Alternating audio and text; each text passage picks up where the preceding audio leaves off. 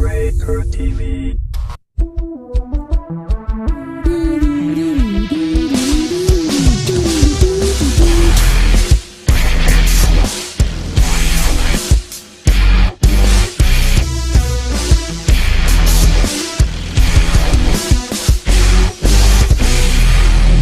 What's up, everybody? Welcome to GuildCast episode 41 for September 19th, 2012. Tonight's show, dungeon rewards get nerfed. Few times in dub V-dubs and interesting, not they'll talk about the economy. All that and more, of course, viewer questions. And we got one, the only Mr. Scott Hawk. How are you, sir? I'm okay. You okay? I'm fine. How you doing, Elizabeth? I'm doing well. Are you sure you're okay?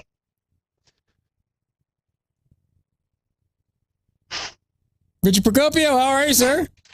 I've got ants in my pants too. See? It's infectious. That's right. Sometimes you just want to bounce. Bounce, Sometimes bounce. you just want to bounce. Sometimes you I just gotta want to bounce. bounce. Just feel like bouncing, you know. Okay. Whatever you say. Don't I'm judge with me, you, Gary. Scott. Thanks. I'm glad somebody's with me. So I'm glad someone's got my back on this show. Oh, he's Right. fighting you about your freaking guardian.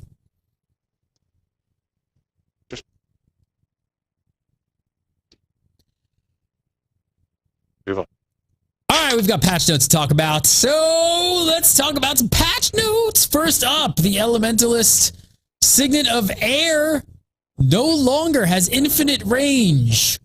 Why the F do I learn about these things after they're fixed? That's all I want to know. Angry. What? How do I find out about this? Like, too late. It's fixed.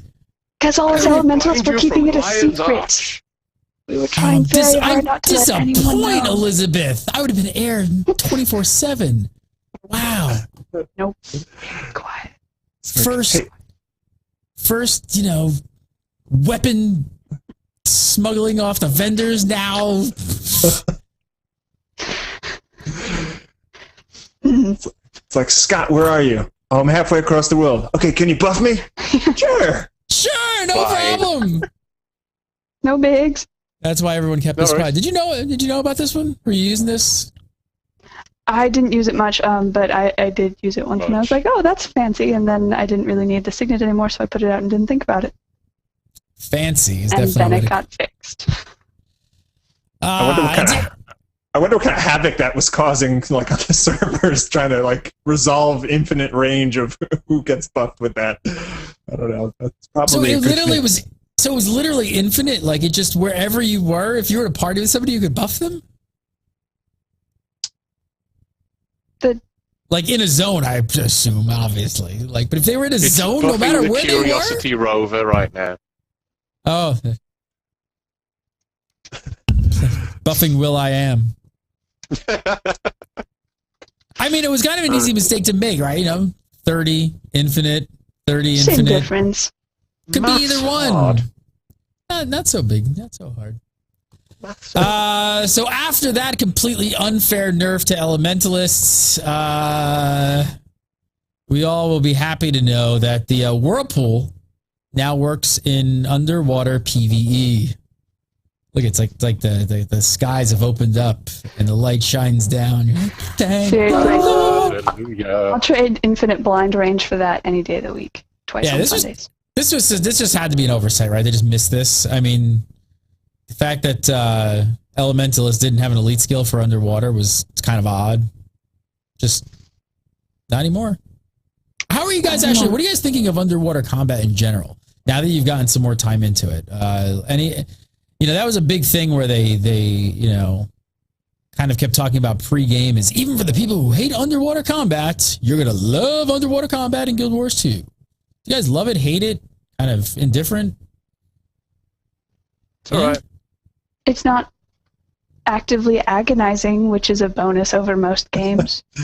That's Yeah, not exactly a stellar review, though, either. Well, no, I mean it is This not car my has favorite. 4 wheels. It runs. It's not my favorite style of combat, but it's not. it's fun. I don't avoid it. I have a lot of fun going underwater for fights. I think that they have a lot of possibilities that are cool. I'm curious. I want to hear what everybody has to think about it because I'm really curious because I feel actually the same way. It's like I don't really like avoid it, but I don't really look forward to it. Like I don't love it. I don't hate it. I'm just kind of like, if I have a chance to skip it, I gotta admit I kind of do. But it's like the issue is that the normal on land not getting damp combat is got so much cool movement and so many cool sort of like just flashing around like your thief and just with the dodges and all the rest of it. It's so fluid and there's so much quick action to it that it all slows down even when you get into the water. So it feels like, shall we say, it might actually feel a bit like some of the combat in other games, really, because it kind of slows down and it doesn't feel as responsive. Not as responsive as in the abilities, just in the control you've got. So it is much better than virtually any other MMO I can think of. Can't think of any other MMO that's underwater combat is as good.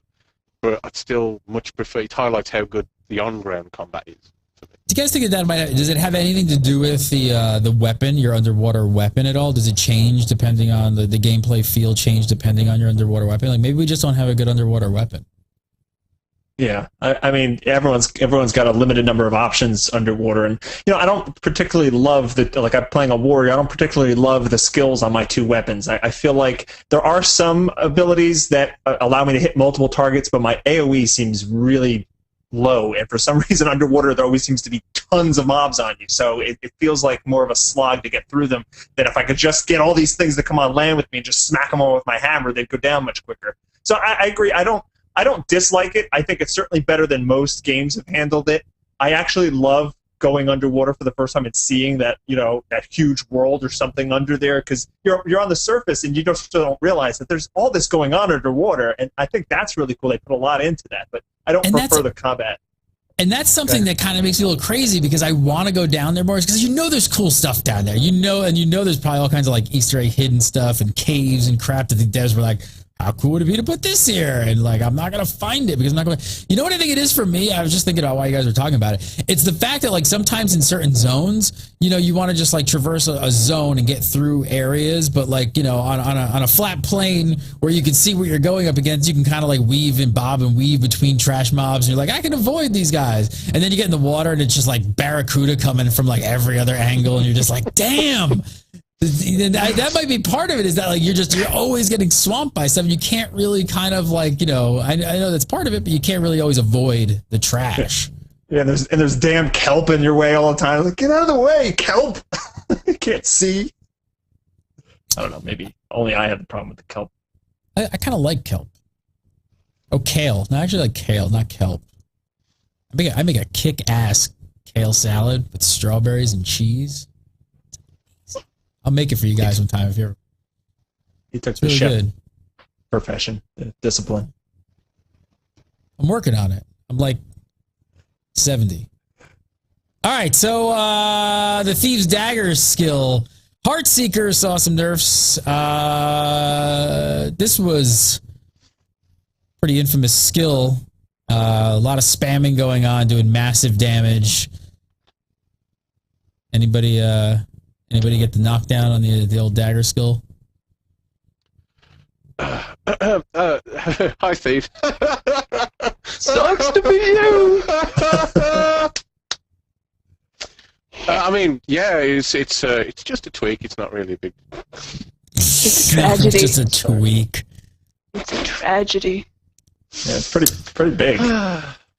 How much did they give any numbers of how much they nerfed it, or exactly like how much of an effect this has had? They nerfed the first part of it. Like if you're in the 100% health to 50% health, they actually changed the range of it. It does 20% less damage in that first range, so that's pretty big. And they also tweak the ranges of when it does more damage, so that it also got nerfed. So. I mean, I don't think Thieves can even complain about this one, can they? I mean, they kind of knew it was OP. They needed to be dialed back.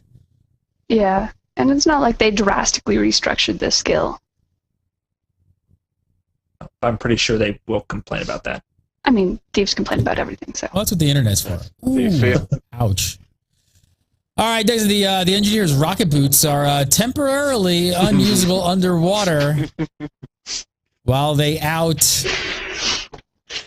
Wyatt's launching players into the sky when they use it. It's so great. It's like they just whoosh. Why set missiles out of a submarine? Why are ArenaNet fixing all the hilarious bugs? Like, this is one. Don't change this. This is great. I have not seen this in action. Is this as amazing as it sounds?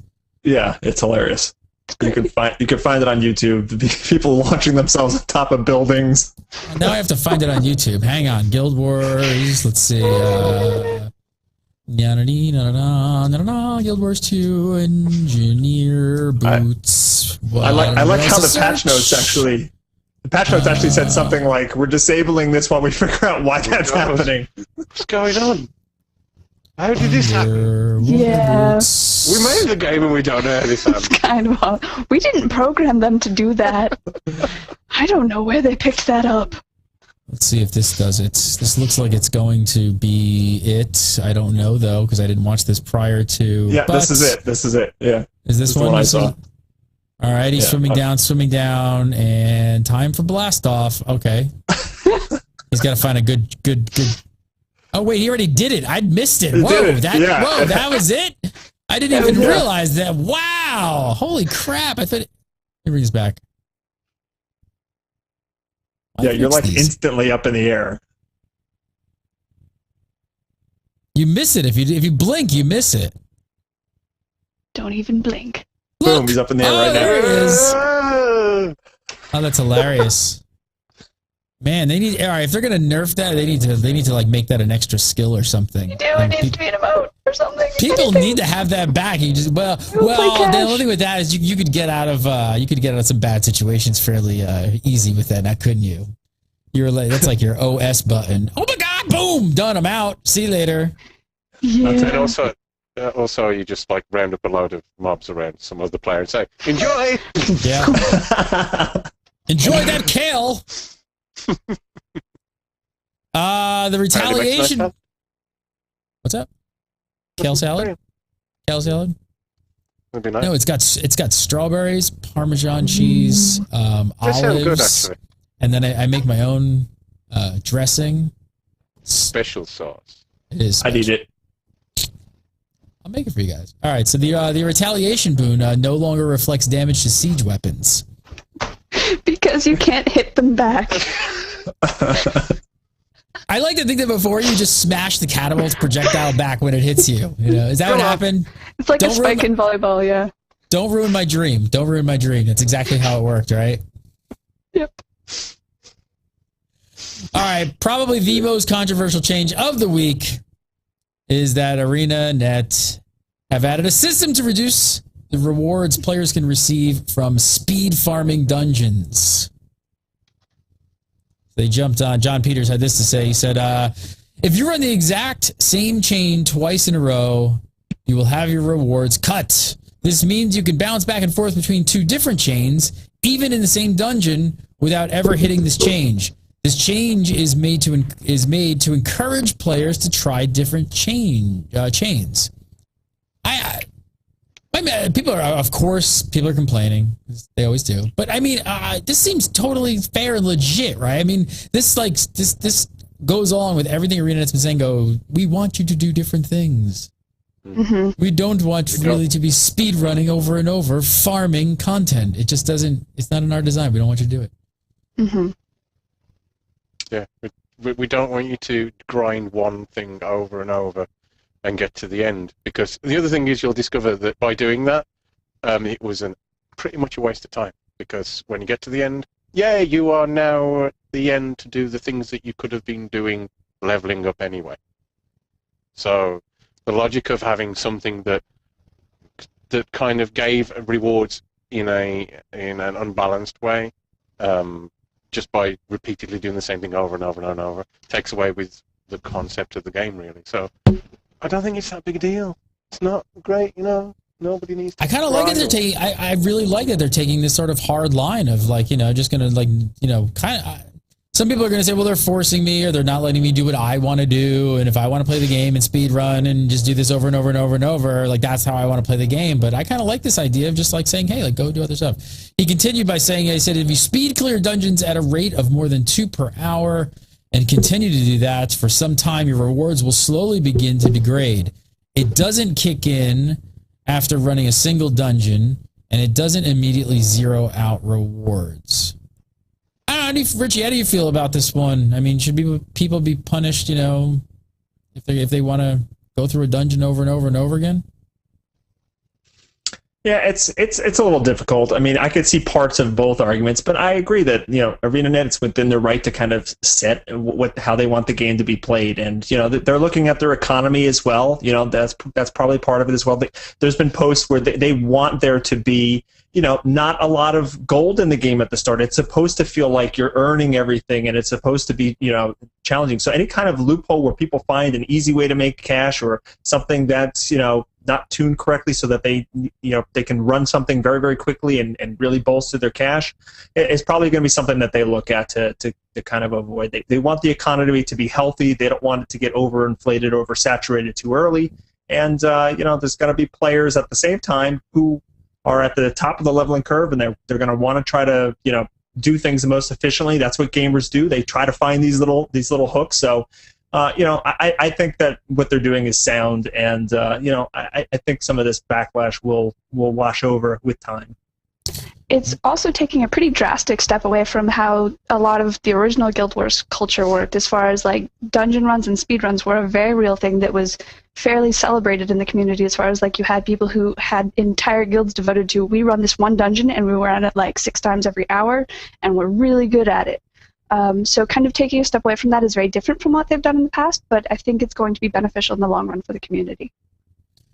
Is there a possibility that, I mean, could it possibly be that they need to fix some of the dungeons might be a little too easy right now, and then possibly this is kind of a fix? Do you think that we'll see this change? Do you think they're just sort of band-aiding it? They are tweaking. There was some post, I can't remember who made it, but they said, you know, hey, you know, we're going to be looking at the dungeons and we will keep adjusting them until they, you know, match the experience that we want them to be. So they will change things, sure. They've already buffed COH, right? Or CM. Yeah, they've also said that they're not going to necessarily be making drastic changes right away. They're really interested in making sure that players adjust to the balance of the game as it is. I mean, they've put in months and years of testing on their own, so they want to be sure that like players are up to a certain speed before they start making huge changes. Colin Johansson actually posted on the forums about that. He's like, yes, we understand some things might be too hard, some things might be too easy. Take kind of the easy things, I think they'll be more willing to bolster up in difficulty. But he was talking about how, you know, when Domain of Anguish first came out, everyone was like, this is too hard! And then 2 or 3 weeks later, people were like, no, this is actually pretty awesome. Without them having nerfed anything. Yes, it is quite fun and awesome. Yes, fun and awesome. Fun and awesome. Fun and awesome. I would say... So the main thing I liked was when they come out and said, so a lot of you complaining the Explorer mode is too hard. Play better. Moving on. They just say, yeah, well, you know, you'll get better eventually, and then it won't be as hard for you. I mean, obviously there's got to be a level of, if it's so hard it needs to be tuned, but I would say, for me as a gamer, like I would like things to be just slightly hard. Like slightly a little over the edge of like, you've got to work for it. I don't think people aren't used to that, right? People aren't used to like MMOs. You're used to just like going through, you know, and you die in Guild Wars 2 and you're like, whoa, that was a little difficult. I've harped on about this since press beta, when I've talked about like what I was looking forward to with the game and the idea that I had a problem with other games' approach to dungeons and the fact that they were a line dance where you learned the line dance and then you just repeated it over and over and over and it was easy. And I want dungeons to have a challenge to them. So if explorable mode dungeons are hard, good. Because then that means that having a group that you trust is a valuable thing, and then having a guild that you want to be in with people that you like is a valuable thing, and it adds to the social context of the game. So, good. Make it hard. I want it to be hard. Not like impossible, stupid, but challenging. And I gotta think that I haven't run dungeons yet. I'm still working on it. But I gotta imagine that even if you don't run the dungeons, you're still gonna probably be fine doing everything else in the world, and you'll still get everything else done. You'll level, and you'll have all the other fun. So it's like even if you don't want to go down that path and do all that stuff, you don't have to. Yeah. No. I think the dungeons as they are, I really like them. I haven't been able to do much in the main dungeons yet as well, but I've enjoyed what I've done a lot, and we need that's what we need to do. Is we've been talking about this earlier. We've got to do a GuildCast dungeon run when we can do it, because we've got to do a GuildCast dungeon run. Maybe stream it all. Yeah, I'm in. Let's Totally in. You guys just called it. Now you're gonna have to do it. All right, finally. Yeah. John Peters at this today. He said, finally, we reduced the value of repeating the story mode because they are built to be easier, and we want to encourage those repeating dungeons to run explore mode. So, again, makes sense. I mean, as long as you don't need to farm story mode to do it well in explorable mode, I mean, I think this all works out, doesn't it? Yeah. This just goes back to the same thing. Gamers are going to try to do the easiest thing possible, and story mode is easier. So to prevent people from just doing the easiest thing over and over and over again, it's going to make it less lucrative. It's not that you can't do it, but you're not going to, have some sort of mega advantage for just doing that. Go do. You know why I think we have this problem these days? I think it's bike helmets. You know, like when you have a kid. And parents like they now make their kids just wear bike helmets and like a full set of football gear to ride their bicycle. Come on, Richie. Come on. When you were a kid, you rode a bike. And you know what? You fell down. Your teeth knocked out. And you know what? You scraped your knee. And you know what? It was okay. I used to throw rocks at my friends. That was playtime. Let's throw rocks at each other. That explains you and Shafney. That's what we did as kids. We couldn't afford video games. We threw rocks at each other. And you know what? It was fun. And sometimes it hurt. But you know what? You worked for it. Now the kids wear bike helmets. Now they just want everything. They just give me my bike helmet. Give me my Fritos, all my Cheetos, and everything else. Just hand it to me. Bunch of softies. My kids have cool helmets with spikes on them. But it's funny because I ride with them and I do not wear a helmet, and they constantly ask me, Daddy, why don't you have to wear a helmet? Back in my day, we didn't wear helmets. We didn't wear helmets back in the day. You didn't wear helmets. No. Back in the day, I don't want to go to the emergency room with them, so don't wear helmets. You also stuck gum underneath the desk. Remember that? Those good old days when people just thought it was okay to put gum under a desk? Dirty, foul people. I never did that.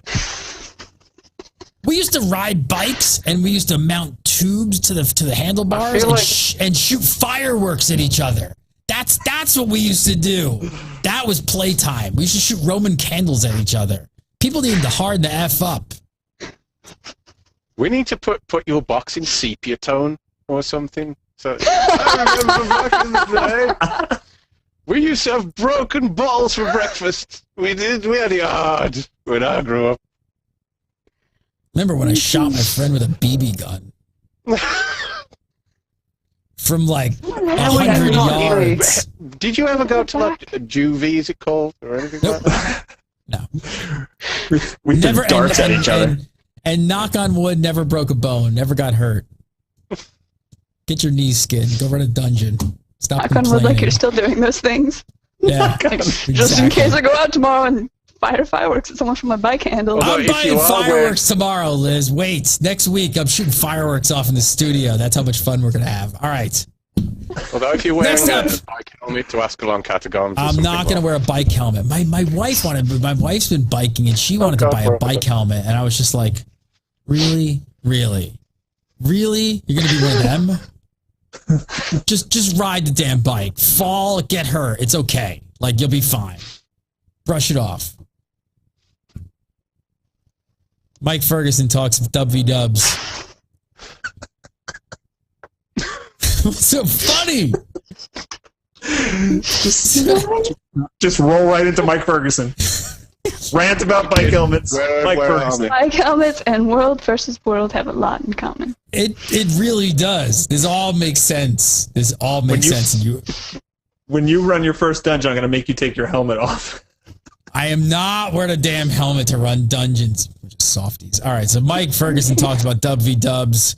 Mainly about the problem about queue times, which a lot of players are experiencing. First up, he said this. He said, if you're playing on one of the worlds that has extremely long queue times and can move to one of the lesser populated worlds, we would recommend doing this, since spreading out the player population will not only reduce queue times, but also help provide better competition for all worlds. Oh, look! It's the eternal MMO problem. If you could only step over here, guys, to this other server, I'm glad they help us out. Thank you. I don't know. I have been waiting for queue times on my server. I am seeing this. I don't necessarily feel like it's a major problem. And I'm doing exactly what I think almost everybody should do. Why don't you just stop always queuing for Eternal first, queue for a Borderlands, and then queue for Eternal when you're in there? And you'll probably get in fairly quickly. Are you guys running into the same problem?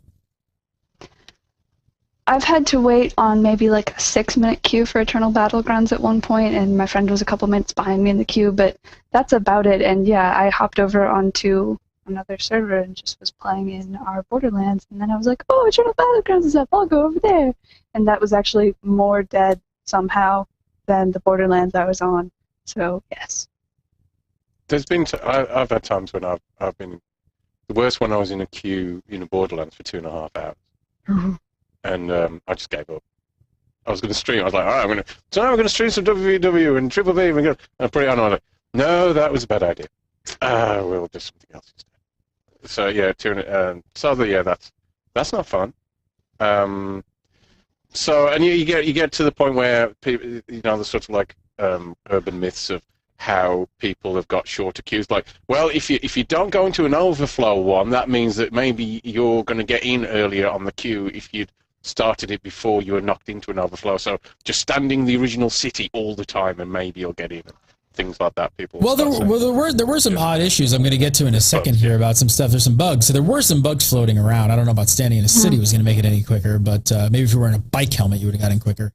Mike, he goes on to explain the reasons why you're seeing some of these times. He said one reason some people experience long wait times is that we're still seeing extremely high concurrency rates, which makes queue times longer on worlds that have a large number of players. Focus on WW. What a problem. Wow, so bad. That means when you actually get in, it's going to be a lot of fun because it's packed. Damn, this game is terrible. I quit. Take my stuff. The best problem to have. He said we also discovered a bug that was allowing people to queue up and enter maps ahead of players who had been queued up for much longer. So there was the bug that people were probably speculating and figured out, but that seems to be fixed. So shockingly, we're seeing long queue times because lots of people like the World versus World. And I don't know about you guys, I love the WW in the game, and I personally I'm okay with waiting, knowing it's going to be good. Like the flip side of it is, you wait, you don't wait, and maybe there's nothing going on. You choose. And I've experienced that. I mean, in the very early when they were very back in the midst of time beta, when you go in and it was the press versus no one. And, yes. So bad. We were like a few of us be running around going, oh look, there's a I think someone just must have hit that boar or something. That was why there was the cross sword. Oh well. And it still managed to have fun anyway, weirdly enough. But yeah, now you get in WVW and it's real. It's the battles that go on. It's real back and forth, and the enemy push you right up to your gate, then you push back, and when you actually have those breakthroughs where you'll have a choke point, and there was one where they were holding us out of an arch, and we managed to get through the arch, take down the arrow, like do a charge at an arrow cart, take that out, and then push them all back. It's really satisfying. So yeah, when you get in, it's great. But of course, it'd be great if you could just go in and play when you want to. I mean, it's okay if you get frustrated a bit, but start throwing your arms up in the air and I mean, are any of you guys so frustrated with the queue times that you feel like something should be done about it, or are you all just okay with waiting? There's bugs. to fix it. Yeah, fix the bug so nobody has fast pass. Sure. I mean that's good. But like you said before, I think the key is queue up for an Eternal, not for the Eternal, one of the Borderlands, because those queue times tend to be quicker. And you get in one of those, you have just as much fun. The maps are just as big, the maps are just as fun, and you can queue up for the Eternal if you want to. Once you're in there, so you can queue for WW when you're already in WW. And the battles in the Borderlands are just as epic, pretty much, as Eternal. I mean, I'm wondering if like they kind of put this emphasis where they make Eternal Battlegrounds seem like the place to be. It's like the cool kids club. It's this center map, and it like stands alone in the drop down list of like this Eternal Battle. And I think everyone just wants to go there. It's like, no, the Borderlands have some epic battles as well. I mean, no reason not to go there. Yep. I wonder if they should kind of like maybe, I don't know, you think they should have spread the... yeah, that's what I'm saying. Like, should they have renamed them to kind of spread out? Because I think it's just a perception thing, really. Yeah, Eternal Battlegrounds, the Borderlands.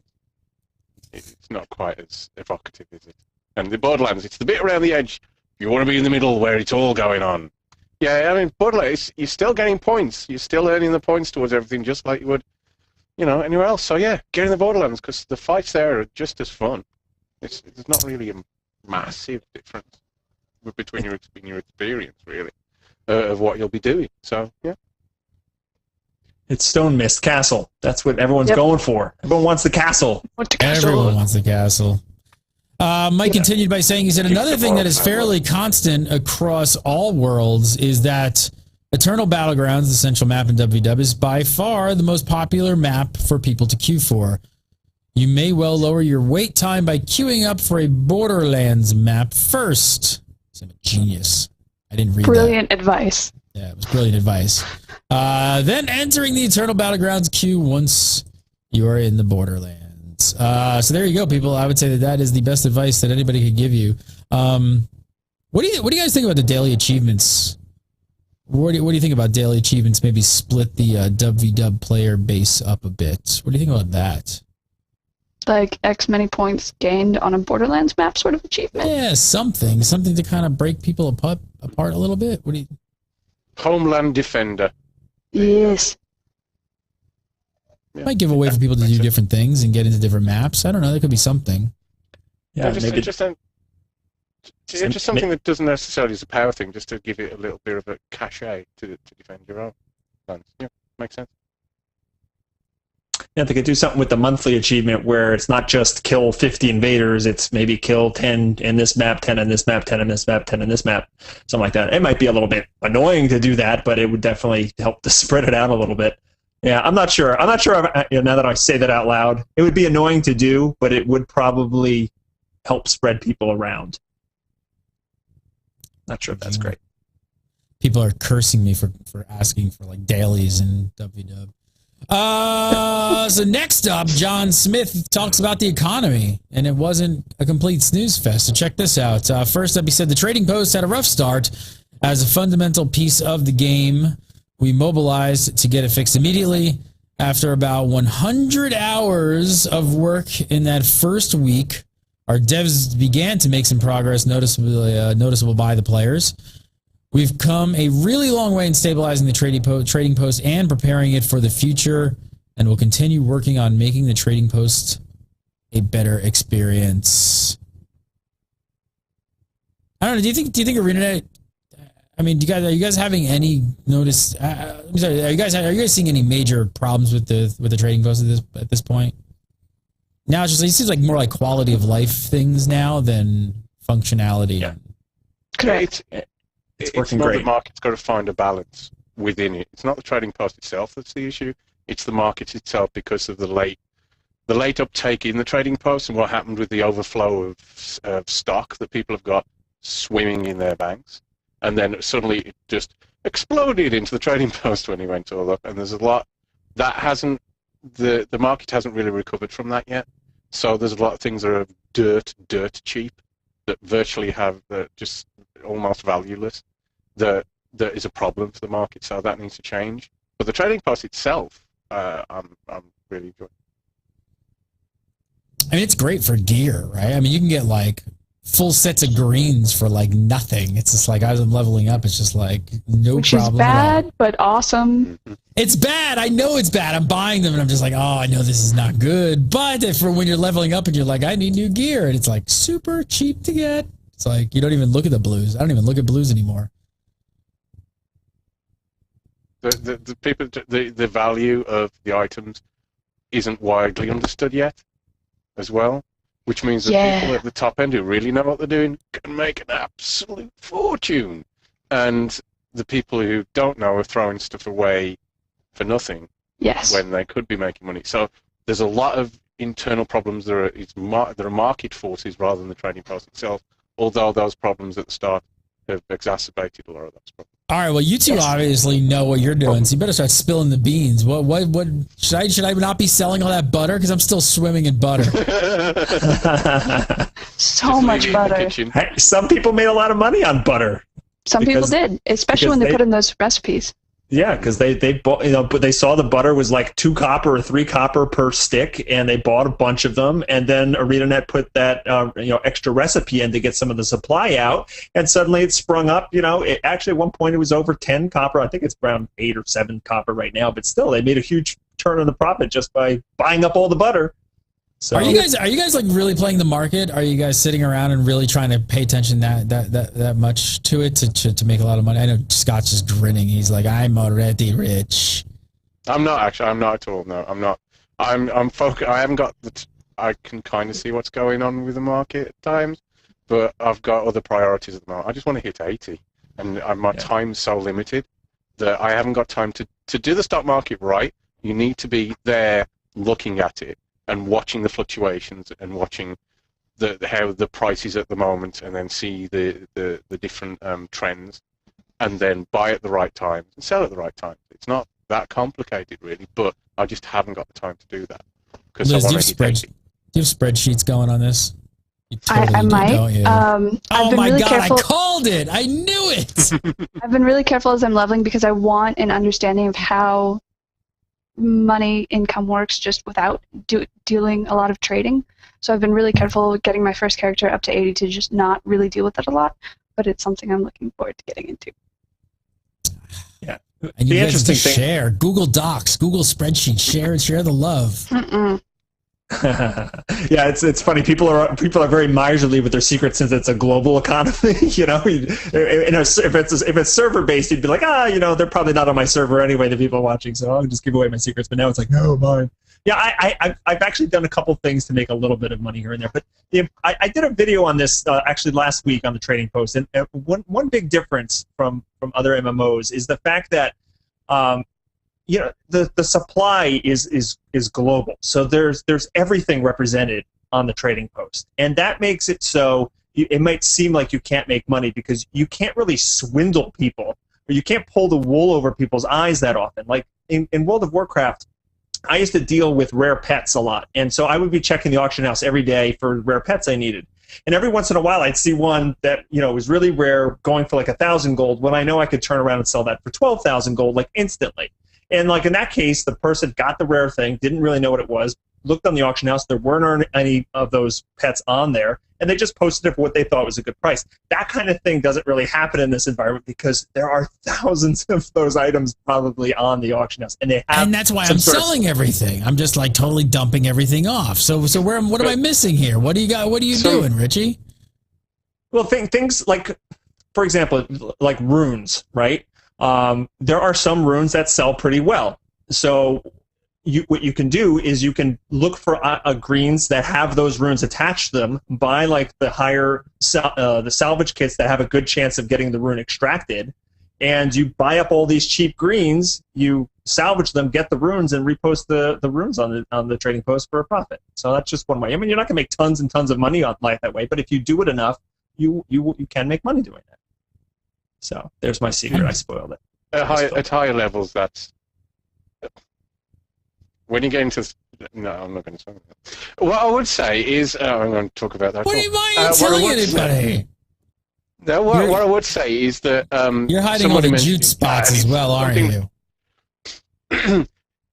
Moving Somebody said in chat, it's a very good point. What a lot of people are doing is they're putting their stuff up just to sell it quick, and they're putting it 1 copper above the. So stupid.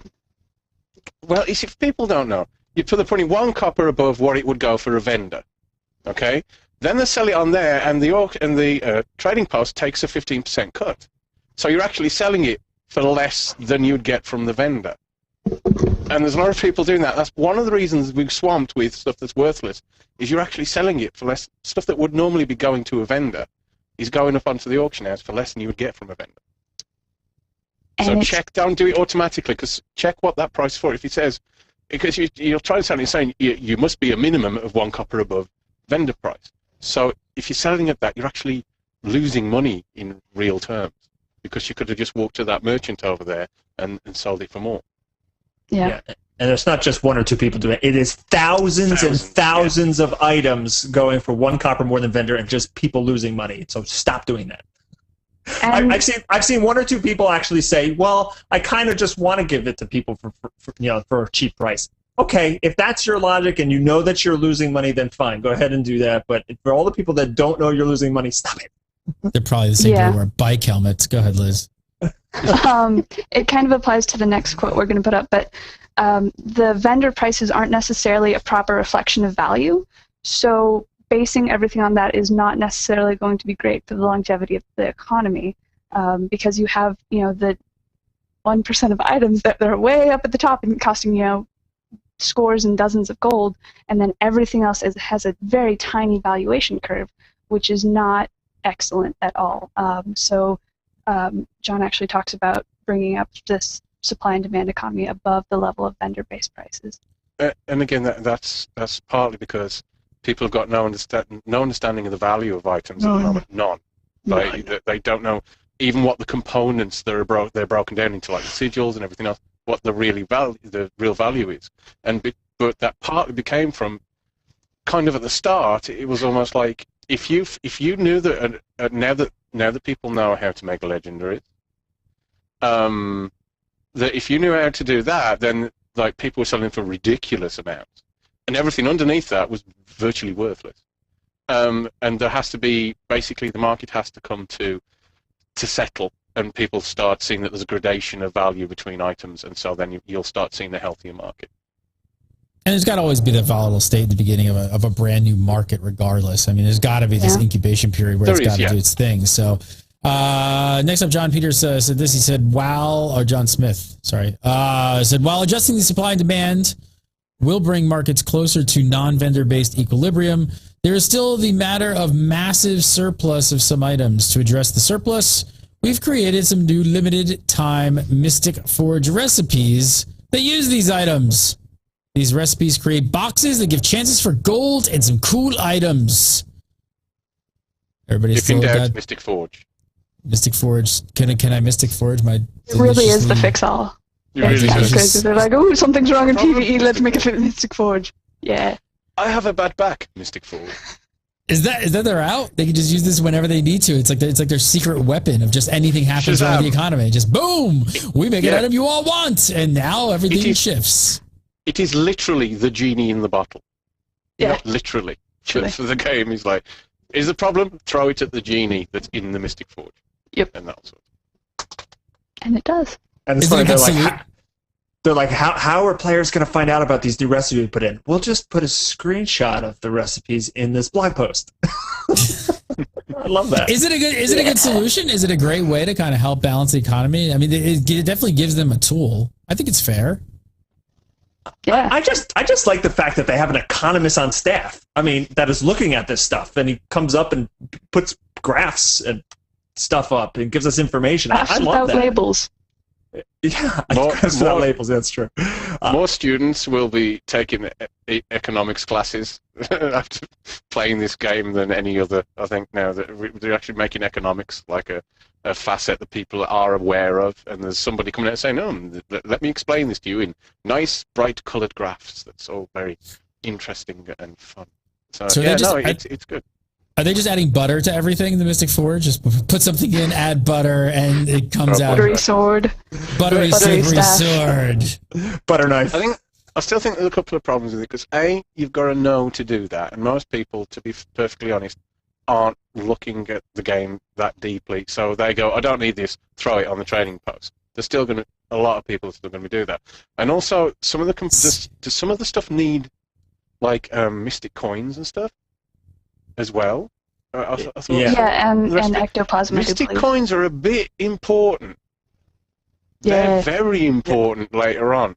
So if you really do know what you're doing, you're not going to be using mystic coins to get rid of excess butter. Yeah, I was disappointed with some of the materials in there because I was looking forward to just unloading some in there, and it, like Scott said, some of the materials in these like fun recipes are too important to kind of part with, in my opinion. See, now you guys are giving me like an anxiety. Like I have anxiety about my materials and my mats because I'm just selling everything. I'm just like get rid of it, get rid of it, get rid of it, get rid of it. I'm not a hoarder.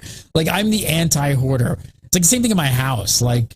My wife and I are like anti-stuff, like little tchotchkes and crap that people keep around their houses and they like collect and do things. We're like, no, get rid of that stuff. I don't like keeping tons of crap. And now I have like anxiety because I've probably sold all the stuff that I'm going to need. And I'm going to get to later levels and be like, oh my God, what did I do? The way I see it with these is I can either, and this sounds harsh, but I can either have a chance at something that might be cool, or I can keep hold of that stuff that I know I'm actually going to be using for gear, and I want Twilight. I want that great sword in a big, bad, nasty kind of have to have it way. Yes. And that's my focus. With the stuff I'm getting now, right, does this go towards where I'm going to want to do with my legendary? Yes, I'm keeping that. So butter, I'll leave it on the shelf and let it melt. You'll leave it out of the fridge. Yeah, I'll leave it out of the fridge. Are you team Edward or team Jacob? I'm team. They can both fall into a vat of acid. Team backspace, because that's what should have happened. Mm-hmm. All right, finally, John had to talk about the big exploit that we talked about a few episodes back. I don't remember exactly what episode, but we talked about it maybe like 2-3 weeks ago. He said the problem was the 1.46 million weapons purchased by 4,862 players, which averages over 300 weapons per player. There's a fundamental difference here between players who got a cheap weapon and players who found a bug in the game and took advantage of it. The latter attempted to create wealth for themselves at the expense of the other millions of players that are injured by exploiting behavior. I'm so disappointed in you, Elizabeth. I'm so disappointed. 300 weapons? Really?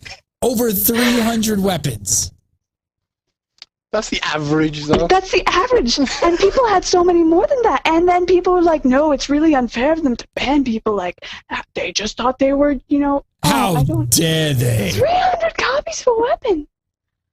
How did you fit all that in your bag, Liz? I bought so many bank spaces. That's the thing that confuses me is that, like, were they just buying up bank spaces or character slots so that they could, which would be funny because then they're paying ArenaNet for the pleasure of destroying their game. But I find that deeply amusing. So less than 5,000 players bought almost 1.5 million weapons.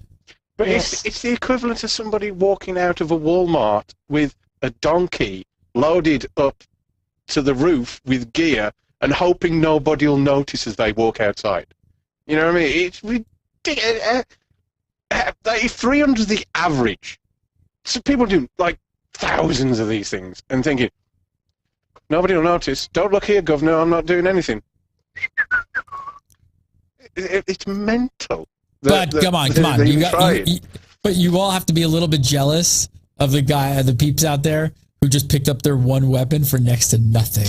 Like, you're yeah, like, people damn! were like, oh, whatever, and then just moved on. Like, those people, props to them. Yeah, that would have been nice. 30,000 karma. I saw one screenshot of someone who had the exploit up while it was still in game, and you see the NPC's dialogue saying, "I've got deals you won't believe."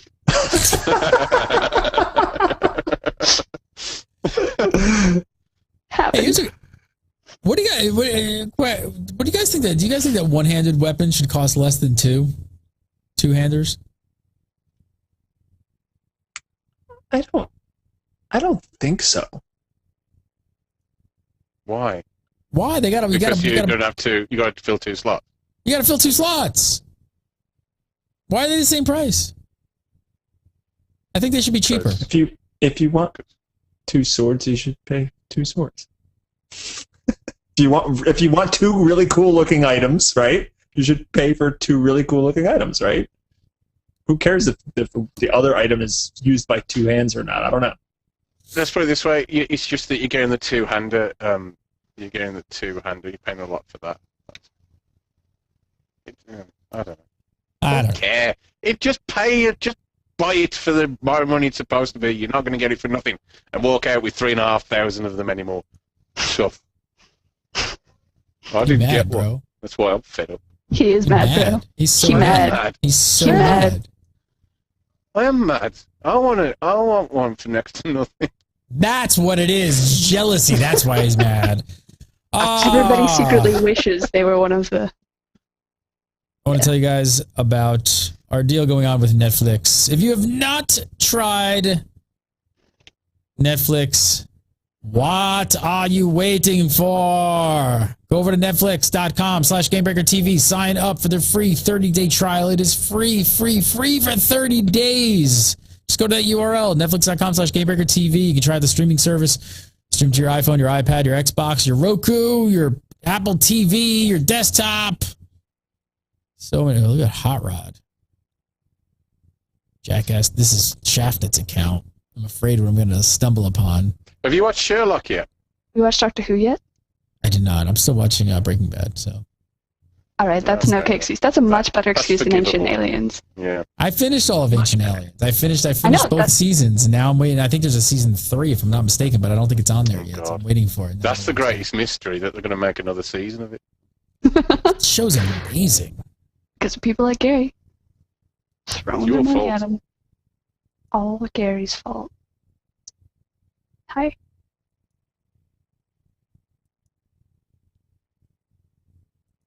Go over to netflix.com/GameBreakerTV. Sign up for the free 30-day trial. It is their streaming service. It is only $8 a month. I know when you try it, you're going to love it. Check it out, netflix.com/GameBreakerTV. All right. Wow, this completely threw me for a loop. Guild Wars 2 client on a Mac? What? Like, Yep. That's crazy. wow. And like didn't want to tell anybody that like this is like coming. It's like they talked about console version and they're just like, oh hey, here's a Mac client. Hey, yeah, we've been working on that. Yeah, whatever. Yeah. They went from ages ago saying we'll think about a Mac client, and eventually, oh, here you go. Oh, let me yeah, it's done. let me just float this out here. By the Isn't way, it- guys, we figured Did you guys we not would- think it was somewhat odd that like they didn't kind of at least hype this a little bit if they knew it was coming? Like, why didn't they start telling people like, oh, we are also going to be working on a Mac client? Like, it just dropped out of Yeah. nowhere. Well, it's a wine port is possibly the reason why. It's not an actual site for. It's a wine port, so they Yeah. can whine about it. They've wrapped cider around it so that they're like, ooh, it works on a Mac Not one, sorry, natively. sorry. It just needed a little Yeah. bit more fermenting, and now it's ready. No wine. Yes, I know no, what it's- wine. It's got a good bouquet. Wine is It's got that the aroma. programming It's aerated language. But still, I just don't understand. Like, this is pretty big news. I think Mac users are probably gonna be super appreciative. There's not a lot of great games, especially not MMOs on a Mac. Gamers are gonna hate me. I'm chuffed. Gamers are gonna hate me. I have love personally- Macs. I have more Macs than PCs. I will still play Guild Wars on a PC, but I have more Macs than PCs. Like I'm totally a Mac person. I only I'm have a not. PC to play games, and that's it. I do So everything else. I'm PC all the way, but my wife has a Mac, and she wants to play Guild Wars 2. And I was going to have to buy Windows to put on it to boot Guild Wars 2. Now, I've already downloaded it and given it a bit of a test, and it's fine. Yeah, I mean that's such a pain. The whole boot camp thing. You got to partition your drive. You got to allocate space. You got to you do all that kind of crap, and it's like all kinds of driver issues and stuff like that. Now it's just here you go. And for you guys who have both, well, if you bought the PC version, they're giving you the Mac client, so it's not even like you got to. It's not like you have to buy it again. I was just totally floored. This news hit, and I was just like, how did they not tell anybody? All right, so when's console coming? I guess they're just not going to tell us. They're not even tell us a release date. All of a sudden, you're just going to wake up and just be like, oh, it's on Xbox and PS3. Just go pick it up. No big deal. You're going It's to wake already up one morning, installed. put on Netflix on Xbox, and it'll just Yeah. go, Guild Wars 2, it's finished downloading. Like, what? Yeah, it'll be installed already. And it'll be like, oh, we've already made a character for you, Mr. Hawks. Here you go. We figured you want to play a Guardian. You heard right. Wow. They're good. We've imported Very all your good. characters, all of your experience, and here you go. Now you can play for free. In fact, we sent Colin Johansson to your house, and he can play for you. That's a bit creepy. And also, I don't want him to have to come down here. He'll be Oh thoroughly yeah, depressed. that's right. Red Seriously? Lion. He does. No, it's in his contract. He doesn't go to Red Lion, dude. He only goes to high-tech cities, Yeah, he doesn't. urban go to Red Lion. centers. This next segment is brought to you by GuildHead. Go over to guildhead, for all of your Guild Wars 2 database needs. I love the GuildHead skin in the World of Warcraft. It's genius. Lovely. Go to guildhead.com. Guys, ever use Wowhead, World of Warcraft database? It is very much the same. Go over and check that out. All right, let's do some viewer questions. So first up, this one in from Josh Hagood. Josh, as he says, now that the game is out, Josh, John. is it John? John. Oh. Whoa, there's two I don't know. It says Josh Is it there and Josh John or there. Yeah, I've got It's conflicting. just John. Jay, All right. what up, Jay? Bunny Hagoog. Bunny Hagoog says, now that the game is out, almost all I get that. Yeah. All right. Now that the game is out, almost all I see on fan sites and the forums is whining and complaining. That's why I should stop going to them. Just go to Gamebreaker TV. Nobody's whining. See, as expected. He says, do you think this is going to negatively affect the growth of the game, leaving ArenaNet in an endless spiral of vocal minority appeasement patches, or do you think this will die down over time? Elizabeth, I'm going to start with you. Well, Bunny, Bunny I feel like ArenaNet is very aware of the fact that most people posting on forums are, in fact, the incredible minority about issues. So they've taken a lot of a wait-and-see approach so far in regards to balance and dungeons and stuff like that. So hopefully that's something that we'll keep up. The complaining after launch is kind of a thing that isn't necessarily unique to this game. So, it's not like this is a phenomenon that no one's ever seen before, and hopefully they are clever enough to weather the storm. Yeah, I love how it goes from before launch, oh, we love ArenaNet, and after launch, kill them with fire. Those jerks. Yeah, this is just something that people just will complain as soon as a game launches. That happens all the time. And like Elizabeth said, this is not their first rodeo. They know how to take this kind of feedback. And Elizabeth actually mentioned the Colin Johansson post earlier on in this, and I think it's prudent to bring up now. He basically says that with people talking about the difficulty of dungeons, he's comparing the same kind of feedback that they got when they released the Domains of Anguish in Guild Wars 1, and how people are saying it's impossible and it's too hard and this needs to be nerfed. And he basically said, hey, I checked that feedback. It's the same exact feedback. Wait till you learn how to play the game. It will get easier. You guys will love it.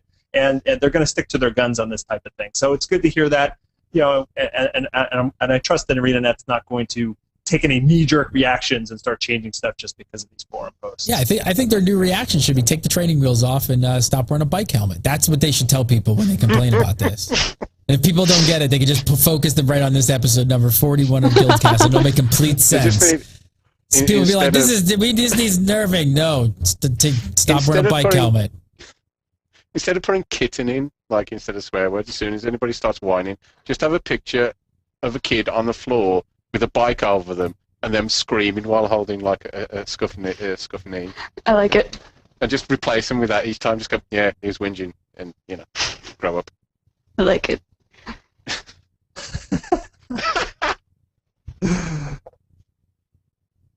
I like the one with the little caution sign. This kid, he totally should get his knee skinned once in a while.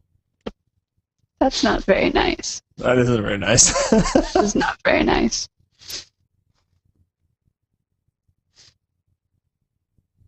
I'm judging you. You don't know, that could have been my kid.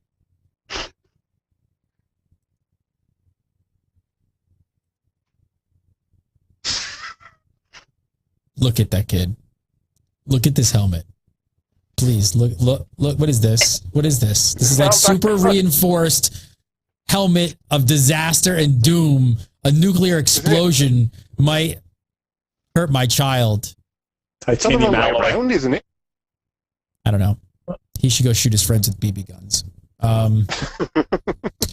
Michael Loria has the next question. It says, what are your thoughts and impressions on ArenaNet and the relationship with the community? How would you say it compares to other developers and games? Scott, what do you think? I think that they're happy to meet you in the middle, but they're not going to go 1 inch beyond that. And I think that's a very good way to be.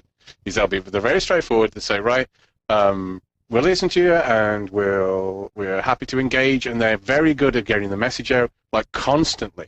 When all the problems were going on, especially like initially, it was like almost hourly there were updates on what was going on, what they were working on.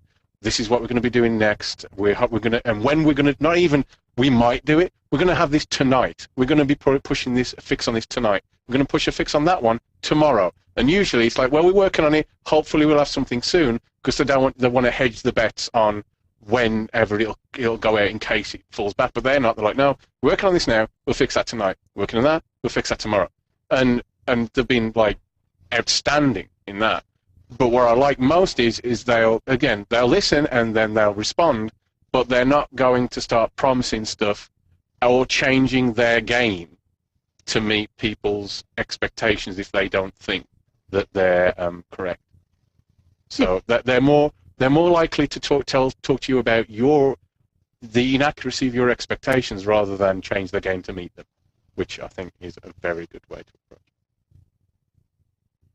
Yes, Liz, Scott brings up Rich, good. I was gonna say, Scott brings up an interesting point there. That the fact that so many times we're used to these companies like, oh, before I say anything, or put anything out, you got to double check that and triple check that, and make sure it's okay. And I'm not saying anything, and they hedge their bets and they give you a lot of like corporate speech and stuff like that. These guys just seem to have the ability to just tell you how it is, and they seem to have a lot of freedom to kind of be just honest.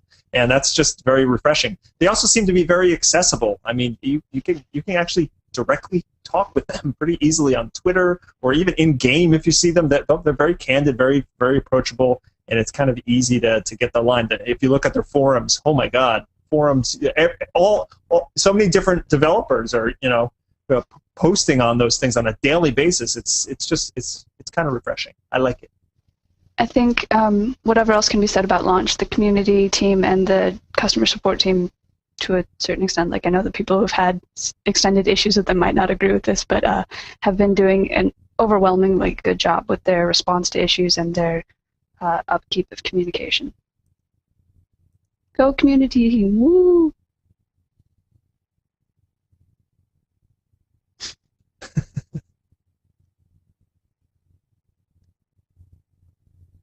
Sorry, I'm watching a firework competition where they're shooting fireworks at each other. The good old days. Guy almost took one to the face. Look at him. The good old days when you'd end the night in a burn unit and everyone would just laugh. He's got some pretty good aim right there. Damn, he's pretty good. All right, last up from Joey Marone. Joey says, currently the only reward for winning WVDubs aside from server pride is the Power of the Mists buff. What would be your thoughts on players of the winning server getting mailed a chest containing loot? I'm kind of against this. WVDubs is supposed to be about fun, right? Server pride. I don't really want loot about WVDubs as much as I love it. Anybody? I mean, if you're participating in World vs. World, you are getting loot for doing so. You're getting things. You are receiving loot. If you're not participating in World vs. World, you don't deserve World vs. World loot. So, I mean, unless they were like, hey, if you participated at any point, like, woo, you get, chest at the end of the month or week or whatever, like that I might, but no, if you're in World vs. World, you are getting World vs. World prizes. Yeah. The problem with putting something in like that is, like, how do you designate who gets the loot at the end of the win and who doesn't, okay? And as soon as you put in, well, you have to have scored this many points, or you have to put this many hours, now it feels like a chore that you have to do, right? I want to hit my World versus World threshold for the month, so I get my, or the 2-week period or whatever, so that in case our server wins, I want to get the loot. I don't want any part of that at all. I think just getting the server buff and the pride and being able to see your server ranked higher than others is definitely cool. So yeah. Yeah, and if you thought queues were bad now, tell people that they have to participate in World versus World at least once to get loot at the end of the match. Like, it would just be nuts because people, I want to go into EB and like stay there until we've earned a certain number of points while I'm on the map, and then leave without contributing anything. WVW is simply a different content stream to PvE. So you're having your fun in WVW going along.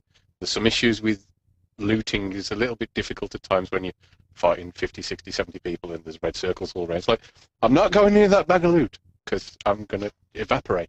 But the thing is, it's like, so does that mean that I should get a chest in the mail because I did PvE? Like, you get your rewards from what you do.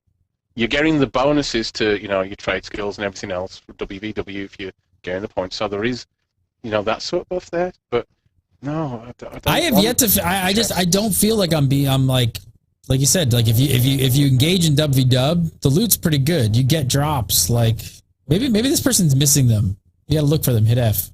Little loot sack. You gotta pick it up. But sometimes just you're on the move and I'm too busy running away from stuff. Usually, they're coming. And run off, and then I'll tell you, there's a bag of loot back there that I left. I am completely satisfied with just getting in for the epic battle. That's really all I'm there for. Exactly, like, and then trying to help out the server. That's it. That's completely enough for me. I think there's enough going on in all the other areas of the game that you get plenty of loot all over the place in every other aspect of the game, and you get loot in this aspect. I don't know. To me, the loot and stuff in there, that sort of progression, is just to make you feel that if you want to spend your whole day in WVW, that you don't have to feel that you need to go to PvE to progress level-wise and in other ways. Whereas WVW, to me, is just about that fun of running in like crazy people. But that's it. But if the reward chest that you got after winning contained bike helmets, I'm in! Okay. Richie Procopio. Follow him on Twitter at Richie Procopio, and of course go over to his YouTube channel, which is Bog Otter. He does not make videos about bike helmets. Not yet. Not yet. Not yet. Please, man. Please. Coming soon. Elizabeth Clare, follow her on the Twitter at Elizabeth Clare with an X. And of course go over to Massively every week and read everything she writes over there on Guild Wars 2. Speaking of writing, I kind of want to announce Richie Procopio going to be writing for Gamebreaker TV. I guess I'm okay to announce that. It's a thing. Yay. So watch Richie's stuff. I think you're starting to write stuff like next week. So watch Richie's thing. It's a thing.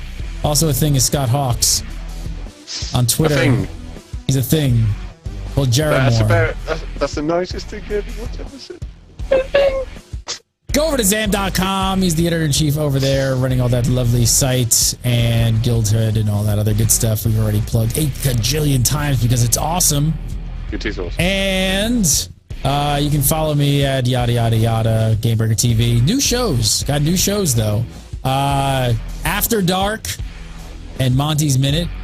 Monty's Minute, new show from a video game business insider, Mr. Monty Sharma, getting great reviews. If you didn't check that out, make sure you go watch that.